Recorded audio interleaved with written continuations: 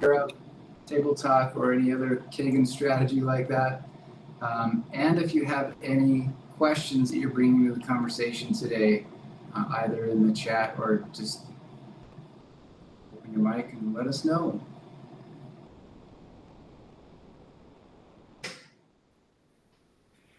My name is Kate. I teach at TJ High. I'm a special education teacher, and I teach math to freshmen and sophomore. I chose this group because I feel like I need some support in student-to-student feedback. It's not like students don't do it, but I feel like they don't really understand what is expected from them. And it will be the highest grade, or no, it will be the lowest grade. So they don't see the meaning under what they are doing. And it's always nice to know new approaches on how to encourage them and how to teach them to become better students, actually, because feedback is a part of their academic growth. Thank you. Awesome. Welcome. Hi guys, my name is Bridget and I teach biology and chemistry at Denver School of the Arts. Let's see, right now students are giving more unstructured peer-to-peer feedback. I run out of time.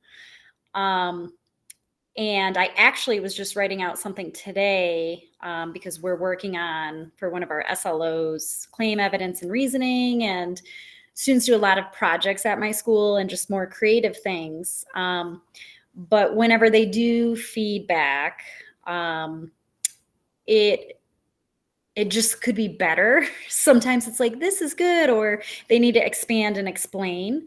And even when I share out student exemplars as part of my feedback so that they can absorb student language and learn from each other, even that part needs work.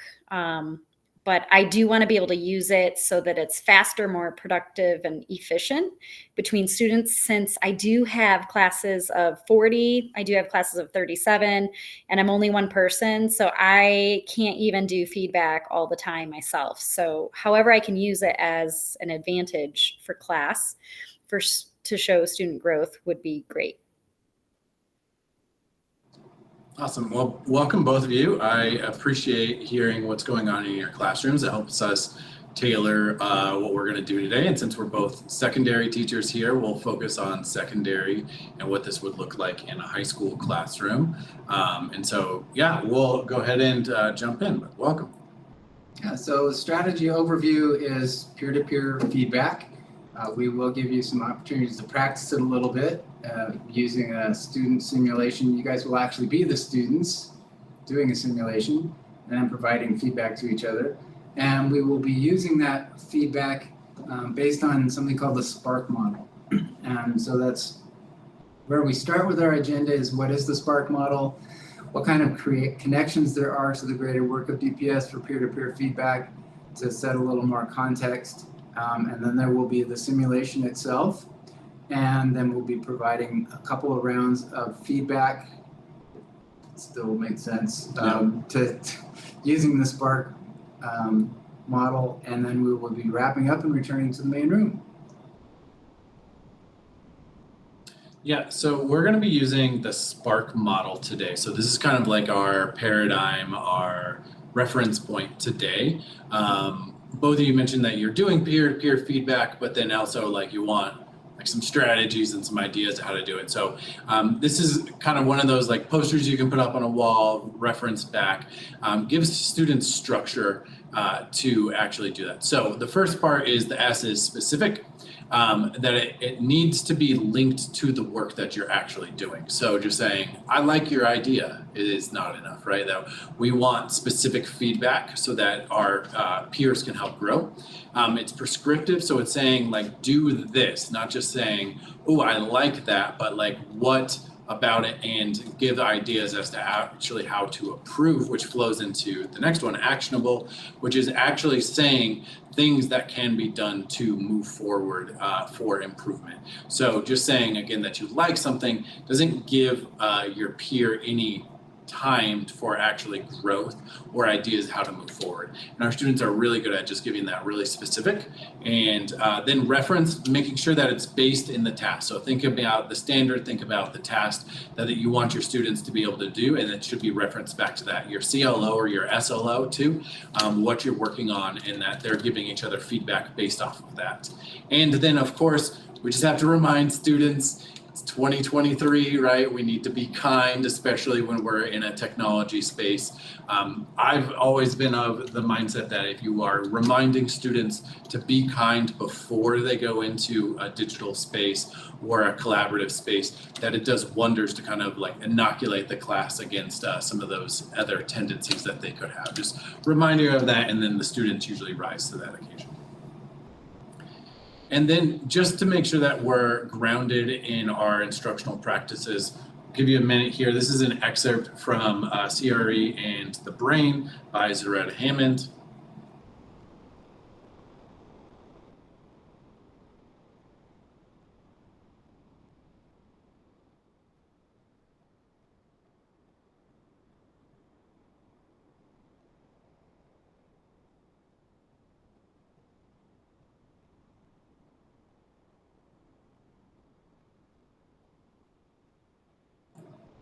So I really love this passage saying that usually it's the teacher that's dominating the classroom, that the students don't have the air to actually express themselves, and that we just need to be able to work on our passing that off to them and really having that student talk. So big fan of this passage here.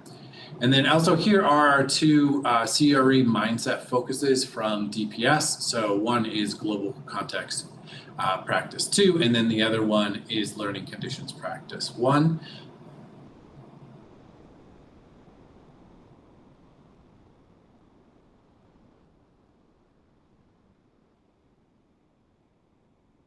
So specifically in our student experience today, we're going to be talking about this solving complex tasks. There's not going to be a right or wrong answer to our task today, that it's complex, and then that we have roles for the students to be able to do when they get into that.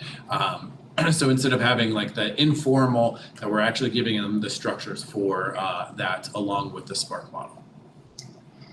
And just in case you didn't know, there's a new tool that's being used by the district and all of the collaboratives to frame the feedback that principals give to each other, and how department folks like ourselves can also provide feedback to schools. And these are part of the Wednesday morning academic walks. I don't know if you've heard of any of those or not. There are 17 different criteria that we try to look for. The ones that are specific to collaboration come from the grade level area, where we look for students who are sharing their own thinking, and also students who participate in the construction of what they're learning. In the joyful section, I like that we have most of our items coming from that section. We think it's important that students reflect on their own thinking, that they take risks and ask questions and talk, and of course collaborate. And under the culturally sustaining, that again was connected to collaboration and teamwork. And in linguistically sustaining, we try to hit all 4 domains of reading, writing, speaking, and listening. The title at the top, by the way, is a link to the actual tool if you want to see more of the 17 different items that are used during those walks.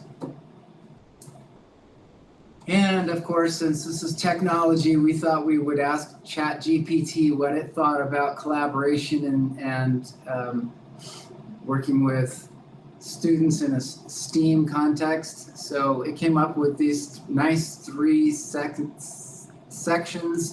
I'll go ahead and read the summary. ChatGPT always adds a little summary at the bottom. Peer feedback is a way to assess individual and group performance, promote collaborative learning and cross-disciplinary teamwork, and develop crucial interpersonal communication skills required for success in STEAM disciplines and professions. ChatGPT always has something to say about stuff, so. It does. All right, so we're gonna get into our student activity then. So I'm gonna walk us through it, and we're gonna pivot a little bit. We didn't know how many people were gonna come to this breakout, so we'll join you all as students, and I'll just model what we're going to be doing for our activity today. So opening up our inroads. Yeah, so we don't need to worry about timer so much, but right up here at the top, and I'll drop the link in the chat as well, is a wonderful like simulation of what we could do to help provide solutions for climate change. So I'm gonna go ahead and share this tab here. Okay, so this is made by an organization called En-ROADS, and essentially what this is mapping is that if we stay on our current trajectory with what we're doing to our planet as humans, we're gonna have a 3.3 Celsius degree temperature increase. And we're already starting to experience that, with our hottest summer of record being this year. And so what can we do to actually change this? We have politicians around the world working on this. We have organizations and new ventures popping up, but what can we do? So policy-wise, if you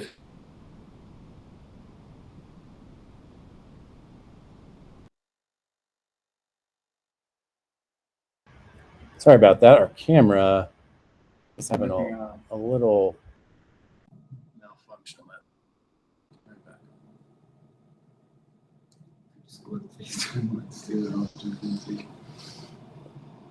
Let's try it. If it drops on us again, we'll switch to our computers. So as a group, we are going to use this SPARK model, which remember is specific, prescriptive, actionable, referenced, and kind, to work together to come up with our solutions for climate change. And then we're going to be able to give some feedback to each other. So how this is going to work, this is a really fun activity here, is that basically I can, or we can as a group, figure out how we want to change what the world is doing. So by our policies, right, if we want to tax coal really heavily, we can see how that changes the bar graph and the overall estimate. So now we're at 3.1 degrees Celsius change, and we want to be able to keep that down further. So our target is to have less than 2 degrees, but we can go even further than that as we want. So, and then as we click on some of these here, you can kind of see what it is that right now, coal is about $12 a ton. And if we wanted to, we could tax that $12 a ton all the way up to $100 a ton. So that would be, essentially $112, driving up the price dramatically. But then that would really help the climate if we really cut back on coal in big ways. So we can kind of get more granular on that. We can also do things like subsidize. So if we want to have more electrification, that would be government subsidies for like heat pumps, removing gas stoves, or like in my house, we have a forced air natural gas heater. We could switch that out for electric with subsidies here too. And so we can kind of come around here and we can move things. Do we want to have high population growth, or do we want to have limits on that? That might be controversial. So before we get into that too, we are going to practice our culturally responsive practices framework for our work, and we are going to switch back and decide our roles. So we have 4 people here, and we have 4 roles. So we have the leader, who is going to keep us organized and focused, drives the simulation. We have the communicator, who creates the slides as we're going, and that's going to be in our Jamboard here. I'll show you that in just a second. And then we have our timekeeper, who keeps us on time. And then we have a researcher. So if we don't have what do we mean by population and how is that going to go, then we can have somebody open up other tabs and be our researcher for that.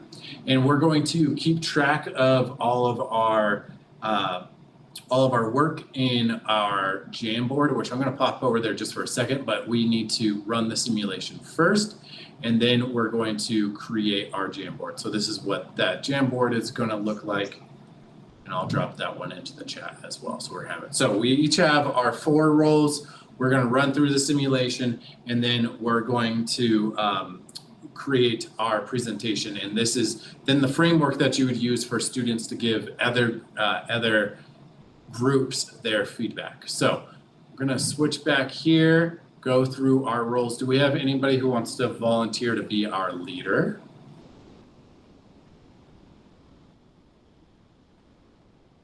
All right, I'll do the leader since I'm already presenting my screen. So I'll do that, but then you all have to do other roles. So communicator, who wants to be the person who helps us create our Jamboard?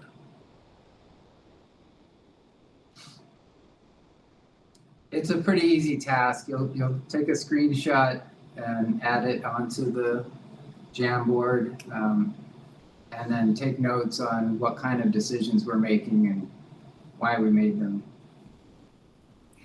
I can do it, but I am not really good with the Jamboard, so. That's totally fine. Thank you for volunteering. Who wants to be our timekeeper? And this one is going to be a fairly easy job because we don't really have to worry about time so much since it's just 4 of us here today. I can do research because I think Alright. that's the last one. So that makes Matthew. I think timekeeping is, All right. Okay. So as leader, I'm going to keep us organized and focused as we switch over to our simulation. So I'm going to share this tab. Instead, I'm going to reset. Can we all access the same simulation at the same time? Yeah. So we can all Scenario. look at it here. Luke, you can also share your scenario. Oh, I can share it there. Yeah. And Oh, from the scenario sweet. cells, yeah, grab that link instead. Copy scenario link. That should All right, give you access to let's the same Do scenario. that. Thank you, Matthew. Let's No. see that. Should be what it does. Let's try that. And then here, I'm going to move renewables up. And then does that show on your guys' screen? It does not. Okay. No, it doesn't. Okay. So we'll have to work off of this screen here. So it's not like collaborative in real time, but then we'll all be able to take away the shared link at the end. How much time do you want for this, Luke? We said about 10 minutes, give or take. All right, I will set a 10-minute timer. Okay, so let's remember our Spark and our roles as we're going through this. Let's go ahead and start with coal. So right now we have the status quo. How do you guys feel about taxing coal? I'm okay with it, but I hear that a lot of people would be very mad if they can't keep working coal mines. Coal, well, upset the coal miners if we tax it too much.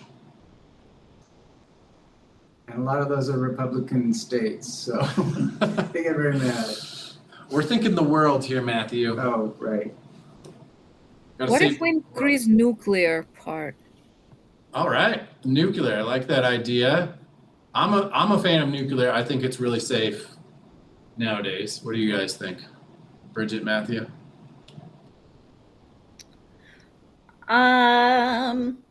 anything that drives up renewables, maybe that increases, Okay. right? Like I'm more for the solar and all the opposites versus nuclear, but I think nuclear does have pros, also has cons.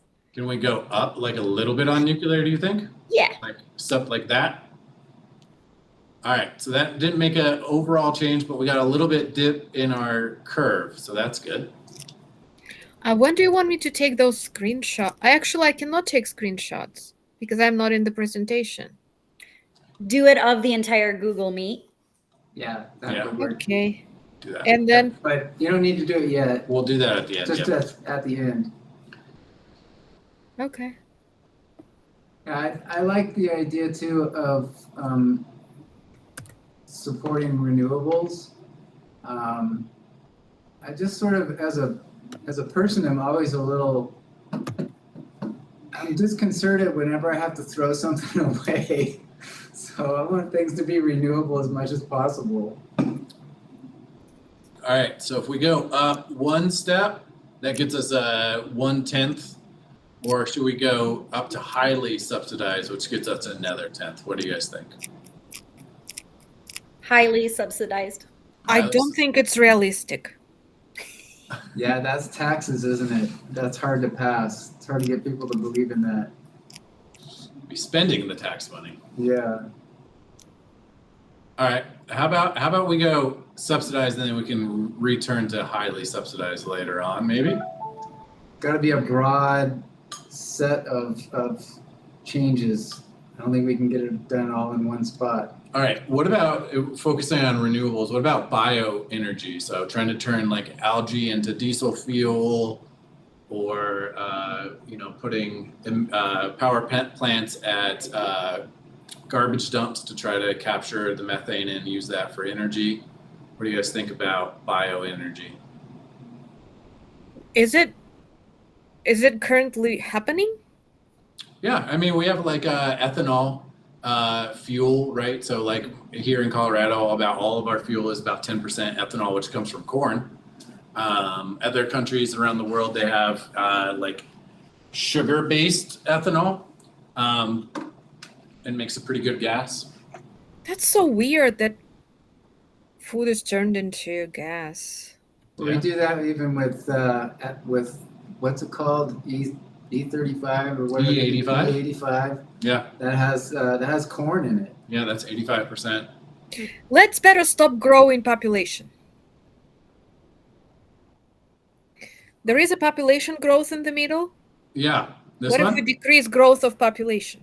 All right, so we gonna do a one-child policy or put a tax on kids? How do we want to say that? I don't know. It would change things. Less growth. Low growth, yeah. Because I think that what I've heard is that's kind of already happening in Yeah. countries like China and India. They're starting, even though they're huge, a billion plus, I've heard that their population growth is flattening out. That they're even going to be expecting to start declining in growth. It's because people are getting married later, they're having kids later, so they're having fewer kids. We don't want to completely depopulate the planet, but It's what we're experiencing here in Denver, right? With like our Yeah. enrollment declines, it's just people are having less babies. So, okay. Yes, but the population still is growing. it is still growing, but it's the curve is slowing down. Yeah.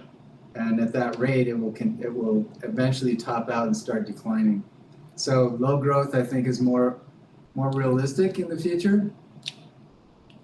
All right, and I'm just gonna say, as our leader here, we've only done 0.1 of a Celsius. So let's We still have about 4 minutes here. So let's try to come up with some other ones. Check out deforestation. Deforestation over here. Yep. Let's see, highly reduced, or should we just say no more deforesting? Well, that's unrealistic. Okay. But So let's go highly reduced, like there. Yep. That was a good one. Save the Amazon. I like also the idea of reducing methane. I've heard that if cattle ranchers just switched to adding seaweed to their feed, it would cut methane by like a third. So So it still feeds the cows and stuff. They just don't belch up as much methane. I want to see the details on this one. Let's see. Okay, so there's our cows. Yeah. So highly reduced. Okay, so just saying best practices. So that's not like a Best tax or a practices. subsidy. It's just trying to promote the best practices, okay? All right, we're down to 2.8. Other ideas? What's the goal? Well, want to be under 1. Oh, okay. 2, or I mean, under 2 would be like the minimum, but under 1 would be ideal. Energy efficiency increase. I think that's a natural thing. Yeah. Do we do that in transportation or buildings and industry or both? Or Like here too. transport buildings. Yeah. Okay, so just driving better cars, making better windows for our houses. Is carbon price, is that what factories or companies get charged based on their output or pollution. Is Yeah. that what that means? Okay. Both the EU and Canada have done that, where basically it's just a charge to the ones that produce the most. So like oil companies have to pay way more. Yeah, let's sock it to them.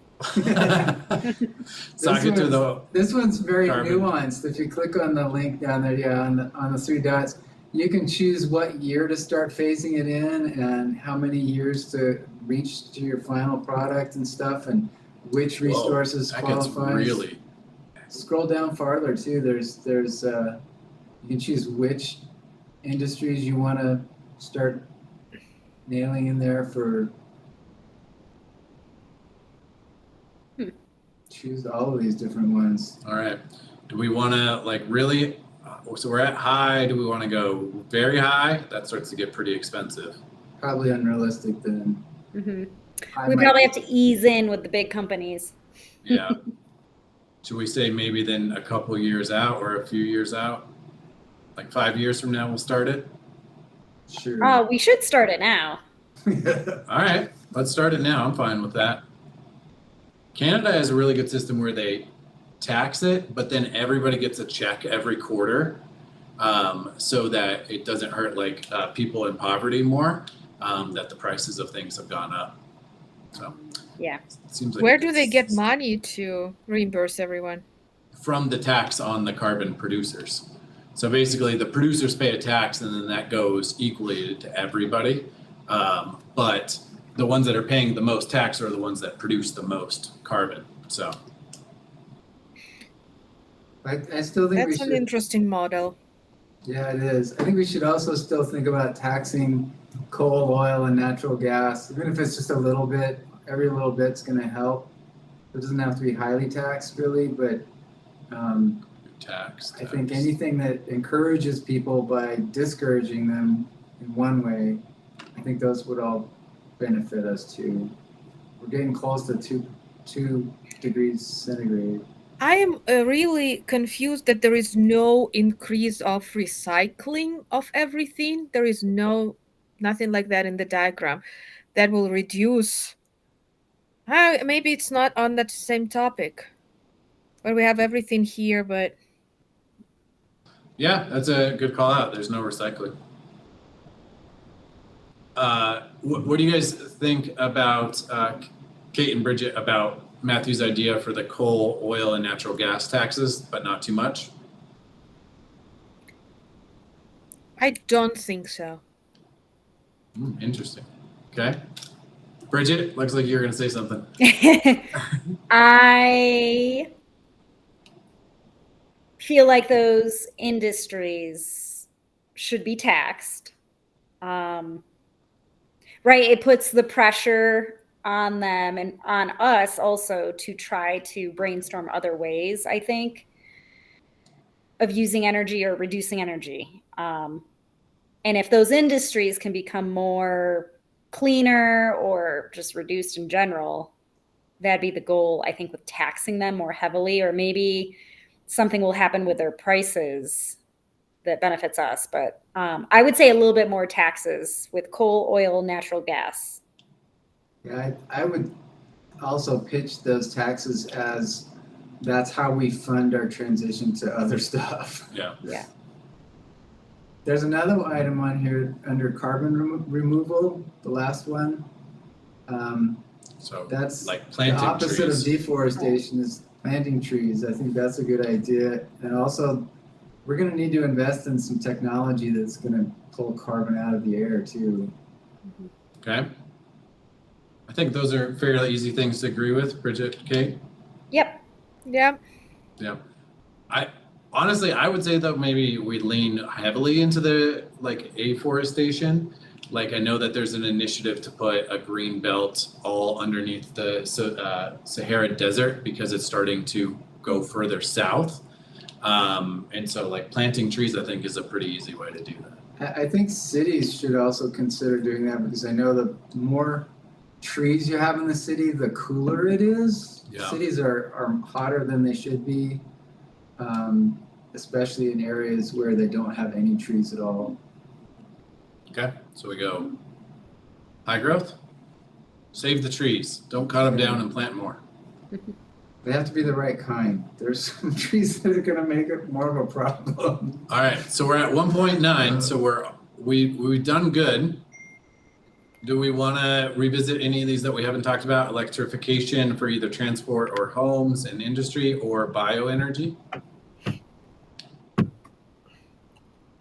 I think currently, yeah, the electrification, because they're probably talking about electric transportation and cars. So I would up that maybe halfway. Subsidized, okay. For both, like that? Yeah. I want a Tesla, so I'm all good for that. And I like the idea of electric school buses because you're not like driving them like hundreds of miles, so they can, recharge multiple times a day. You don't need like giant batteries. I'm excited for electric school buses or buses, just period. Other thoughts on those two?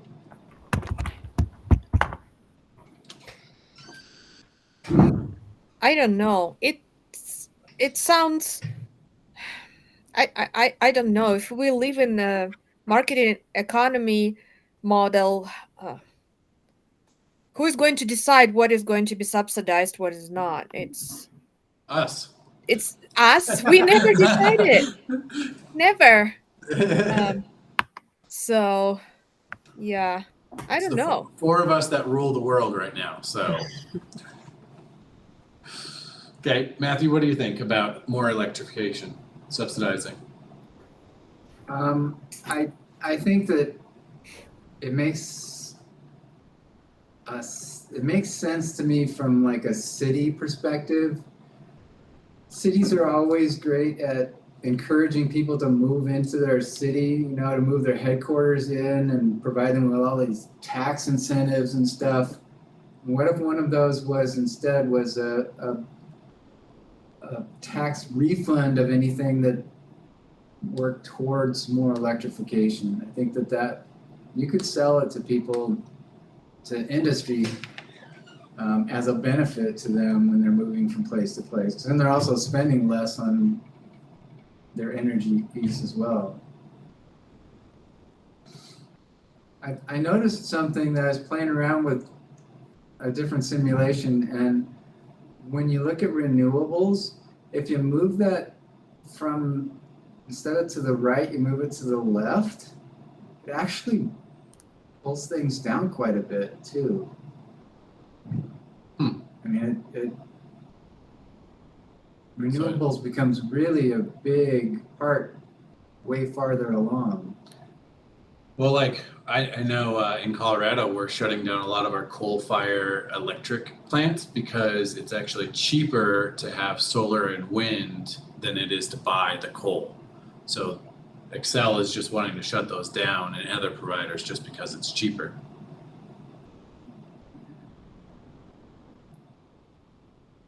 Any other thoughts? We're at 1.8. Say, as a leader council of the world, we're helping solve some problems here. Czech economic growth. How is it going to affect the temperature? Both directions. I'm curious. All right, so let's say, whoa, that was a whole 10th just going up there. That's actually what I thought, because look at China. They are on very top. But actually, the effect that they have on nature is really bad. Yeah. Well, so it makes logic. We need to slow down and be satisfied with what we have. Less technologies. Yeah, we kind of experienced that a little bit by accident during the COVID times when everybody stayed home. Exactly. Yeah. I don't know. I don't know if I want to say like let's stop economic growth, like, because I think of a lot of places in the world that don't have the opportunities that we have. Yeah. Like I have a friend that lives on Cozumel and he's trying to save up for a car and he has a scooter now. And now that's not going to be great for the environment, but like my family, we have 2 cars. So like, why shouldn't Roger have a car as well, Maybe try the new zero carbon. So maybe that's, I guess I don't quite understand that. All right, let's look through it Breakthrough. here. So a breakthrough. So I'm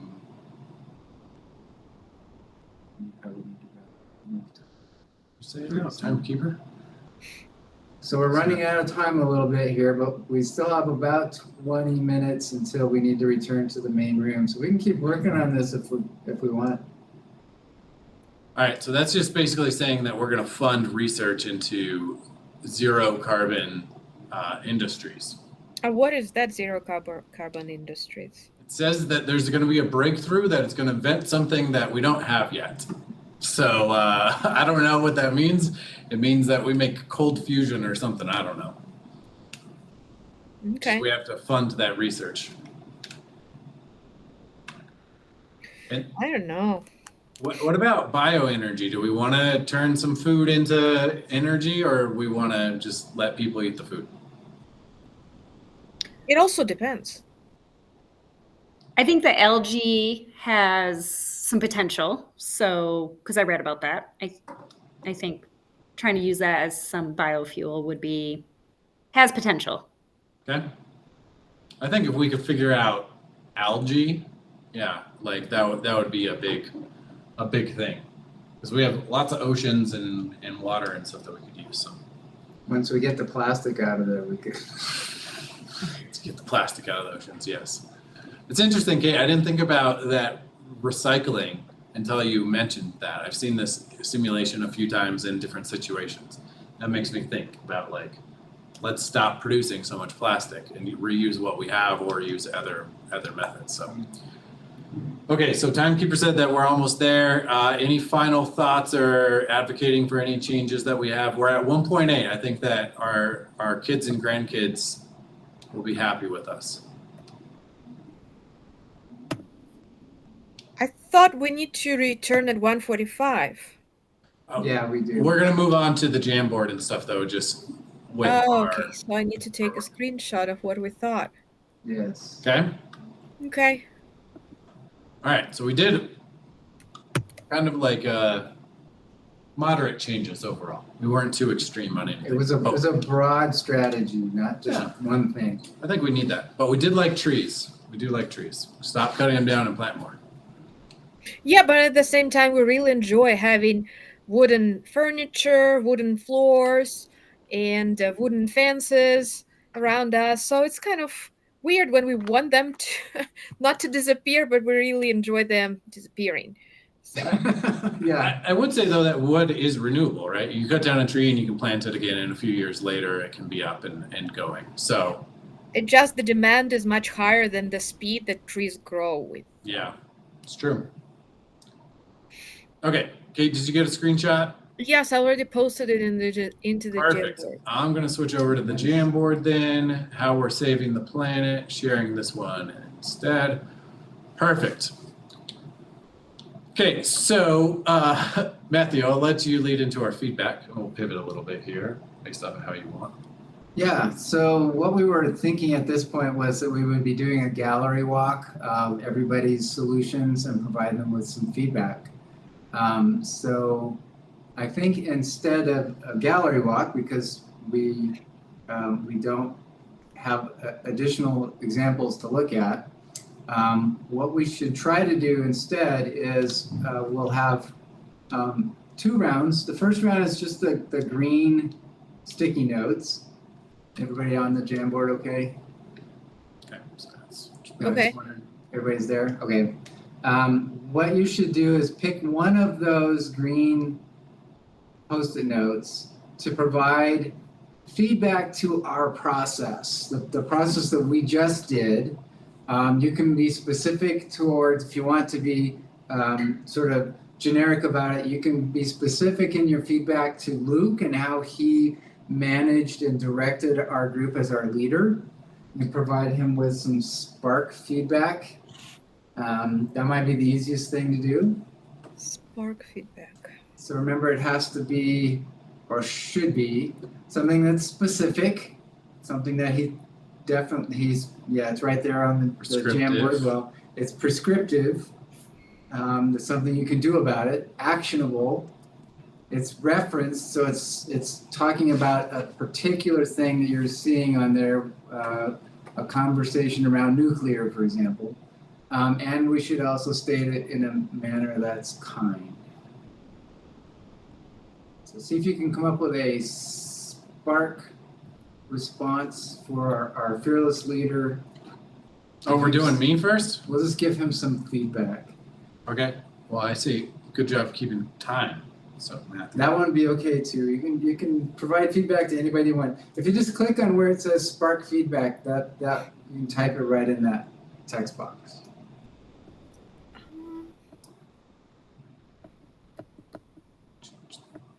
I don't know how to click on that. So I just did a text box over it. So, There's a text box on there. That's the spark feedback. Just click on the word spark feedback. And then you can Okay. write in that box. Yeah.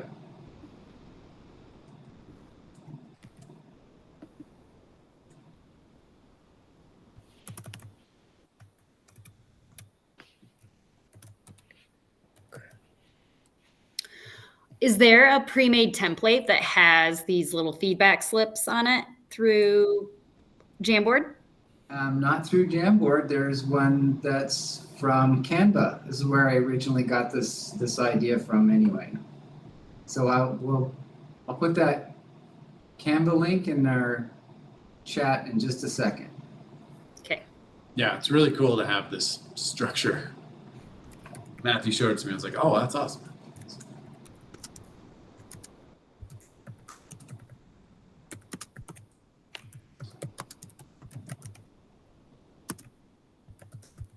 Okay, there's my feedback. Grab the Canva link.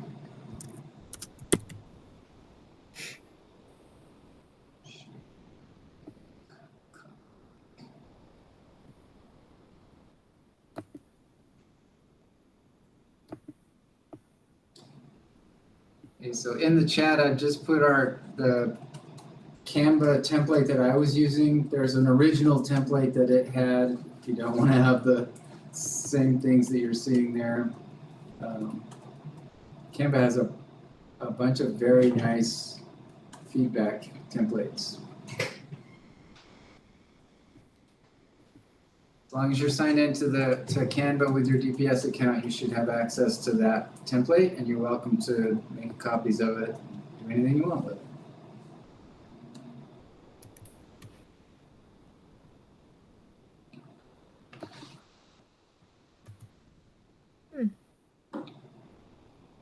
So we've got a couple more minutes for Spark feedback.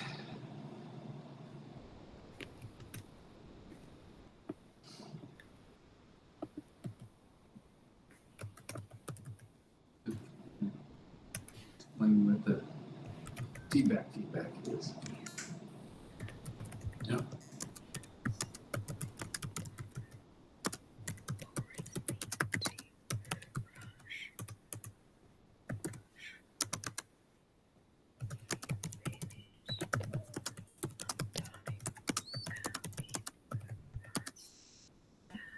I like that we have too much feedback to fit in our sticky notes.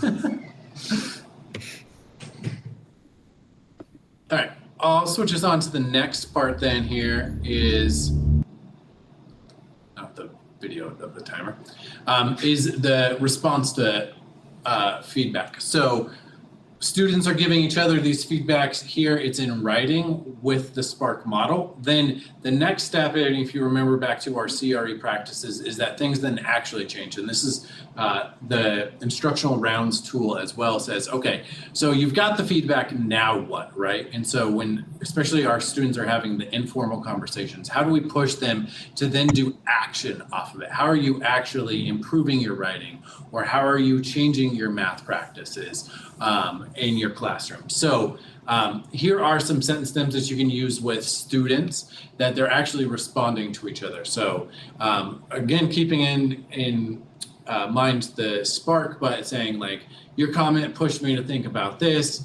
I didn't think about this, so I will. Based off of your feedback, I will, I'm going to. And if you think these are all action based. So it's saying, you gave me feedback, now I'm going to change in this way. Instead of just saying like, thanks, Bridget, you know, giving our students structures to actually do this. So we'll take a couple more minutes here then, and this is our yellowish, orangish, yellow boxes on our Jamboard here, response, and then I'm going to add mine over here so we can each do a response to feedback.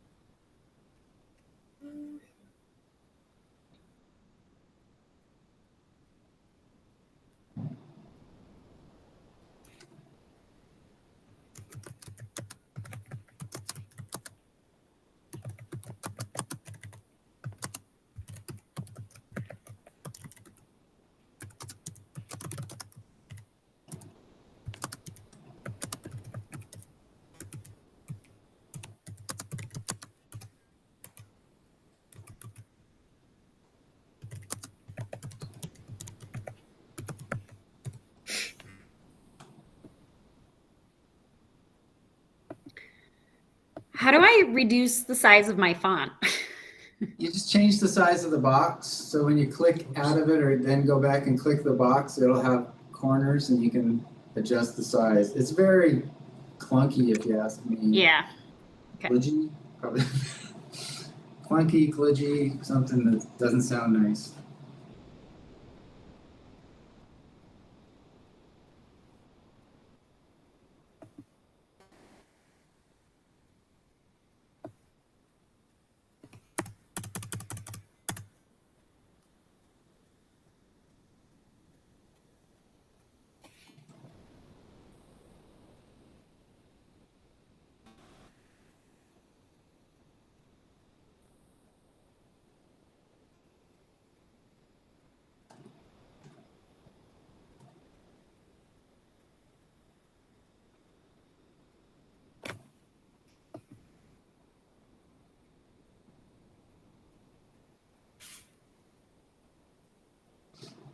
I like how some of the feedback to the feedback is actually feedback to this activity that we did.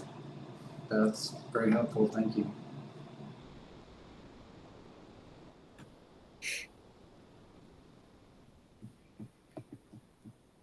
I appreciated the feedback that was saying like the things that I did well, so I can keep doing with that. I'm glad that that the feedback was that I was asking good questions. I was trying to not dominate the conversation yet still lead us. So.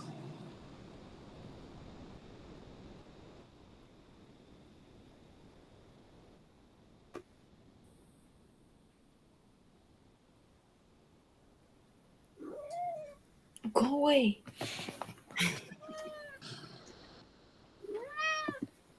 Oh, the cat just wants to be part of it. Sounds like my cat. Yeah, that's. Oh, hi, cat with a mustache. Oh yeah, with a mustache is right. Sorry about it. No problem. Oh yeah, no worries at all.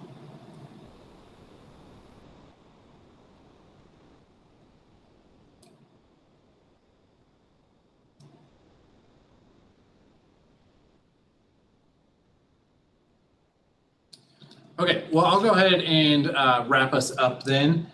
Just to circle back to some of the things that we went through then. Here, let me switch our slide to the next one. Come on, switch. There we go. So just thinking through the simulation that we did, hopefully you found that useful, but then also thinking about the Spark model and how we did that, how then we had spaces for students, us, to be able to give each other feedback, and then had spaces to respond to the feedback. How could you use this going forward? What ideas are things that you could take away for your students in your classroom? You guys I can have a just- question. Yeah, go ahead. So I think I clicked on the link to the article that described that Spark Mm-hmm. feedback model, but I probably need more support in teaching students. So maybe there is a resource that provides questions for each of the details. Like if we talk about, going back to that Spark, specific, like can it be, instead of stating what it is, a question that I can put, the student can answer for a specific situation, and that will be part of that feedback. You know what I mean? So like sentence stems based off of Spark? No, Or- questions are actually better than sentence stems. Okay, so like example Oh. questions that they could say that would be like specific. It's like what does it mean? What is the main word you can say about your peer work, or what is it? I don't know. Okay. Your coach is EJ? Yes. Okay, so I'm gonna connect with EJ about that. Maybe he can help you make like some classroom resources or come in and Yeah. work with your students on this. I'm gonna chat him this. We've talked about Spark with him before, so he definitely knows what it is, and I'll make sure to share this Edutopia article specifically for him with him too. It will be really nice to teach students like what it exactly means. Yeah, for sure.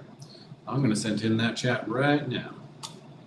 There is also, you weren't looking for sentence stems, but since Luke brought it up, there is a link on our last slide, number 41, and I also put it in the chat. That's an easy poster to print and put up so students have a reference so that they can use the language.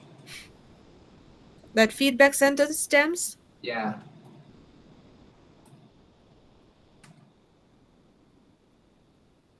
Okay. Yeah, looks pretty good. Tried to keep it simple.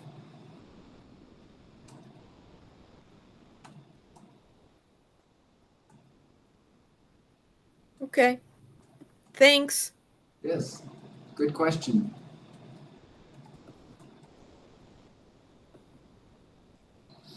All right, just chatted EJ on that. Bridget, do you have any takeaways from today or questions? I think a takeaway just would be my students would benefit from having like a script or examples of what is useful feedback versus what is not. So when you're like, good job, or smiley face, or so being more specific and the phrases that helps push them and drive them forward, so that they actually are getting something out of it and growing. So a lot of that additional stuff that's scaffolded type items like sentence stems or phrases or academic vocabulary for the specific topic would be beneficial to tap into as well. So kind of what to do versus what not to do. Yeah. That's a great thing. Yeah. Like what you should avoid when Yeah. you provide a feedback, what you should not say or mention because it makes no sense. Not because it's bad, like as you said, good job is a good feedback, yeah, but it's not meaningful at all. Exactly. That's very rooted in human nature. If you're driving with somebody else and you see something that they need to avoid that's right ahead of you, you don't say, "Don't hit that cow," because they're gonna hit the cow. You need to tell them, "Turn right," or "Stop," so that they do know what they're supposed to do instead of what they're not supposed to do. Yeah. Yes, because I when I learned psychology, we were taught that our mind does not recognize the word no. So Mhm. instead of asking not to do something, ask to do something else. Right? Like replace no with an alternative yes. Yeah. That actually works with kids. Yeah. For sure.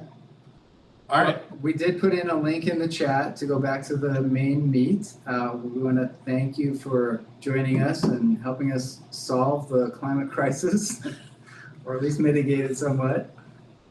We hope Thank you to, very much. We solve the world's problems and made our classrooms better. Thank you All right. Thank you guys. Bye. Bye.